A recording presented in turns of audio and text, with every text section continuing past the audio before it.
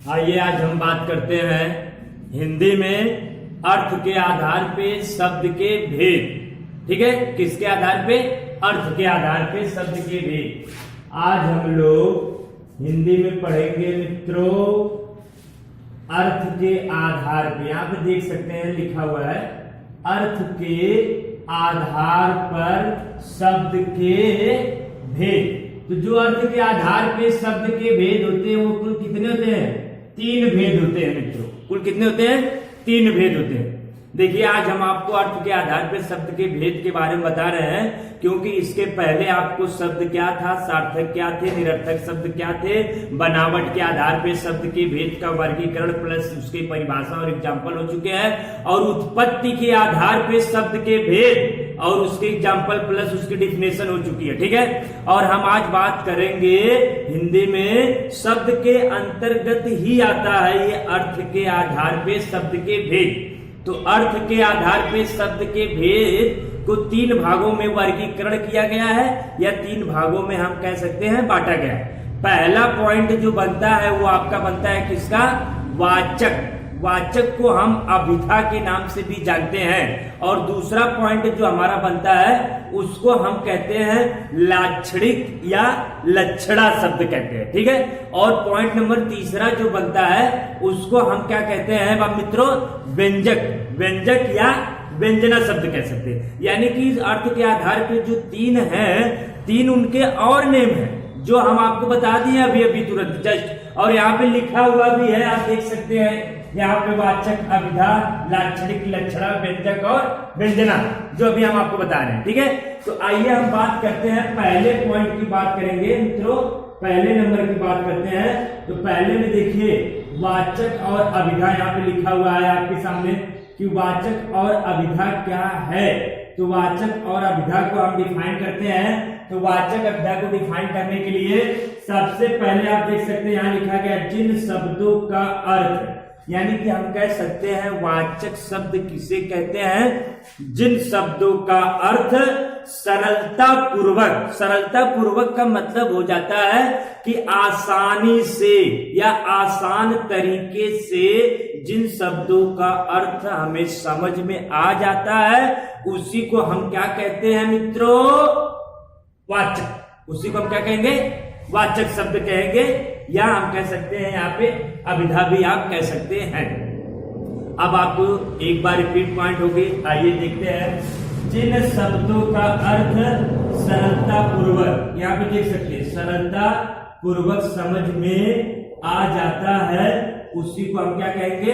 वाचक या अभिधा शब्द कहते हैं। जैसे आप देख सकते हैं यहाँ पे घर है, नगर है, फल है, स्कूल है, सड़क है, आदि शब्द, यानी घर, नगर, फल, स्कूल, सड़क आदि। यहाँ पे कहने का तात्पर्य ये है कि कुछ हमारे पूर्वज, जैसे मान लेते हैं हमारे पूर्वज हैं, मान लीजिए वो अनएजुकेटेड पर्सन है, निरक्षर है, जिसको हिंदी में साक्षर निरक्षर कहते हैं, या इंग्लिश में एजुकेटेड अनएजुकेटेड पर्सन कहा जाता है। तो कुछ अनएजुकेटेड पर्सन ऐसे होते हैं जो ना पढ़े लिखे के बावजूद वह इसका मीनिंग्स या इसके अर्थ वो आसानी से समझ जाते हैं। हमारे गांव में आप चले जाइए, या गांव बहुत पिछड़े वर्ग में चले जाइए, तो वहां का भी बंदा या वहां का भी लोग जानते हैं कि रोड क्या है, यानी सड़क क्या है, घर क्या है, स्कूल क्या है, फल क्या है, इसके बारे में वो जानते हैं। अगर आप इन्हीं बेंदे से पूछा जाए कि मुंडोक उपनिषद क्या है तो ये नहीं बता पाएंगे, क्योंकि वो अनएजुकेटेड है, निरक्षर है। लेकिन इतने नहीं है कि यहाँ पे पहले ही बताया गया है जिन शब्दों का अर्थ सरलता पूर्वक कोई भी बंदा समझ जाता है उसी को हम क्या कहते हैं? वाचक हम कह सकते हैं। ठीक है, उसी को क्या कहेंगे? वाचक शब्द कहते हैं। अब पॉइंट नंबर 2 की बात हो गई। तो पॉइंट नंबर 2 में देखिए, पॉइंट नंबर 2 में कहा गया है यहाँ पे लाक्षणिक या लक्षणा शब्द किसे कहते हैं। ठीक है, तो यहाँ पे आप देख सकते हैं, यहाँ पे मित्रों देखिए, यहाँ पे जो स्टार पॉइंट है यहाँ पे देखिए कि जिनका सीधा, यानी जिनका सीधा शाब्दिक अर्थ नहीं होता है उसी को हम क्या कहेंगे? लाक्षणिक या लक्षणा शब्द कहते हैं। यानी कि जिन शब्दों का सीधा शाब्दिक अर्थ नहीं होता है उसे हम क्या कहेंगे, लक्षणा या लाक्षणिक शब्द कहते हैं। जैसे में आप देख सकते हैं, जैसे यहां पे देखिए, जैसे में किसी मूर्ख यहां पे लिखा गया मूर्ख, किसी मूर्ख को हम कहते हैं कि तुम गधे। यहाँ पे बात को रेखा कर दिया जाएगा, बहुत इंपॉर्टेंट चीज है ये गधे जो शब्द लिखा गया है कि तुम गधे हो। यहाँ पे कहा गया किसी मूर्ख को हम कहते हैं या हम बोलते हैं कि तुम गधे हो। यहाँ पे सीधा शाब्दिक अर्थ का मतलब क्या हो गया, यदि हम किसी भी कहते हैं किसी व्यक्ति को कि तुम बिल्कुल पागल हो, तुम बिल्कुल गधा हो, तुम बिल्कुल शेर की तरह रहते हो, यानी कि कहने का तात्पर्य यहाँ जो गधा शब्द है यह किसी एक जानवर का नाम है। मनुष्य जानवर हो नहीं सकता है, लेकिन यहाँ कहने का तात्पर्य हो रहा है कि तुम बिल्कुल गधे हो, यानी गधे के समान, यानी कि गधे से आपकी तुलना कराई जा रही है। इसलिए हम कह सकते हैं कि जिन शब्दों का सीधा शाब्दिक अर्थ नहीं होता है उसी को हम लक्षणा या लाक्षणिक शब्द कहते हैं। मित्रों आइए हम देखते हैं, जैसे यहाँ पे कहा गया है गधा, यही गधा जो शब्द है, यहाँ पे गधा जो शब्द है, इसी गधा शब्द को हम क्या कह सकते हैं, इसी में लाक्षणिक है या लक्षणा शब्द इसी के अंतर्गत है। ठीक है, अब पॉइंट नंबर 3 की बात होगी। पॉइंट नंबर किसकी बात होगी, 3। यहाँ पे देख सकते हैं पॉइंट नंबर 3 में लिखा गया है व्यंजक या व्यंजना शब्द किसे कहते हैं। तो व्यंजन या व्यंजना शब्द किसे कहेंगे, आप देख सकते हैं पहला पॉइंट और दूसरा पॉइंट पढ़े हैं, तो पहले और दूसरे पॉइंट को आप पकड़ करके विखंडित कर सकते हैं, यानी उसको हम समझ सकते हैं, एक टाइप से कह दिया जाए। जैसे आप देख सकते हैं, आप क्या है आपका यहाँ पे पॉइंट नंबर 3 है व्यंजक या व्यंजना। आप कह सकते हैं पॉइंट नंबर पहला था आपका वाचक, दूसरा था लक्षणा।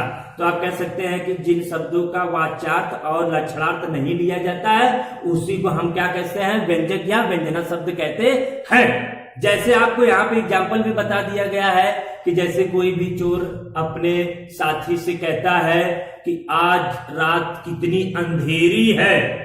यहाँ पे रात कितनी अंधेरी है का तात्पर्य ये नहीं है कि रात बहुत काली है। यहाँ कहने का तात्पर्य यही है कि चोरी के लायक शानदार रात, यानी यहाँ पे न तो वाच्यार्थ लिया गया है और न भावार्थ, यानी कि न तो लक्षणार्थ लिया गया है न तो भावार्थ लिया गया है। सीधा यहाँ पे लिखा गया है कि वे शब्द जिनका न तो वाच्यार्थ न ही लक्षणार्थ दोनों से ही अलग क्या होते हैं, दोनों से अलग अलग होता है। अलग को हम भिन्न भी कह सकते हैं, अलग अलग भिन्न भिन्न होते हैं। जैसे यहाँ पे देख सकते हैं कोई चोर अपने साथी से कहता है रात कितनी अंधेरी है। यहाँ पे देखिएगा ये सेंटेंस को, रात कितनी अंधेरी है। और ये बात हम आपको पहले ही बता दिए कि यहाँ पे जो चोर अपने साथी से कहता है कि रात कितनी अंधेरी है, यानी वह चोर अपने साथी को यह नहीं बताता है कि रात बहुत काली है, इस रात में सोया जाए आसानी से। उसका कहने का तात्पर्य यही है कि अपने मित्र को बता रहा है इसलिए कि यहाँ पे रात इतनी अंधेरी का मतलब चोरी के लिए ये रात बहुत ही अच्छी है या शानदार है। कहने का तात्पर्य दूसरे मित्र से यही है, इसलिए हम इसको हम व्यंजक या व्यंजना के अंतर्गत रखते हैं। ठीक है, अब आगे जो बात होगी मित्रों वह होगी विकारी शब्द क्या होते हैं और विकारी शब्द क्या होते हैं, समझ रहे कि नहीं। लेकिन आपको ये पूरी वीडियो देखना है कि अर्थ के आधार पे जो शब्द के भेद का वर्गीकरण किया गया है, इसको आप जो है कि व्यंजक, लक्षणा और जो है हम अभिधा के नाम से जानते थे उसको वर्गीकरण कर दिया गया है। अब इसके बाद जो है कि विकारी और अविकारी का शब्द का वीडियो आपको प्रोवाइड किया जाएगा। ठीक है मित्रों, थैंक यू।